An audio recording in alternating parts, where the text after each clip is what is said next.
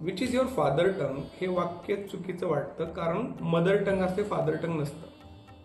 याचा अर्थ काय की मातृभाषा म्हणजे मदर टंग. मग मदर टंग का म्हणायचं, फादर टंग का नाही म्हणायचं? कारण बालकाचा पहिला संवाद त्याच्या आईशी होतो, मातेशी होतो, आणि मातेचा पहिला संवाद हा बालकाशी होत असतो. त्याच्यामुळं तीच बालकाची पहिली भाषा असते, ज्यातून त्याला सगळ्या जगाचं ज्ञान होत असतं. ज्याप्रमाणे कोणत्याही बालकाचा जन्म झाल्यानंतर पहिली 6 महिने सायंटिफिकली प्रूव्ह आहे की बाळाला आईचं दूध पाजलं पाहिजे. तुम्ही लाख रुपये लिटरचं जरी दूध बाळाला पाजलं तरी सुद्धा ते त्याच्या शारीरिक आणि बौद्धिक वाढीसाठी चांगलं नाही, जे की आईचं आहे. त्याचप्रमाणे मुलांना प्राथमिक शिक्षण हे त्यांच्या मातृभाषेतून उत्तम प्रकारे समजतं. याच्यावर अनेक रिसर्च झालेले आहेत. म्हणजे समजा एखाद्याच्या घरामध्ये मराठीत सगळे बोलतात, आई मराठी, वडील मराठी, आजी आजोबा मराठीमध्ये बोलतात, आणि अचानक पोरगं ते 6 वर्षानंतर इंग्रजी माध्यमामध्ये जाते, शाळेमध्ये त्याला इंग्रजी शिकवली जाते, इंग्रजी ते वाचते, पण त्याला ते कळत नाही.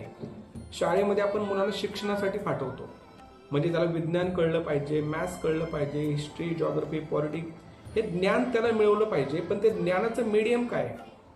ते मीडियममध्येच तो स्ट्रगल करतोय, त्या भाषेशी तो स्ट्रगल करतोय, त्या ज्ञानापर्यंत तो पोहोचतच नाहीये.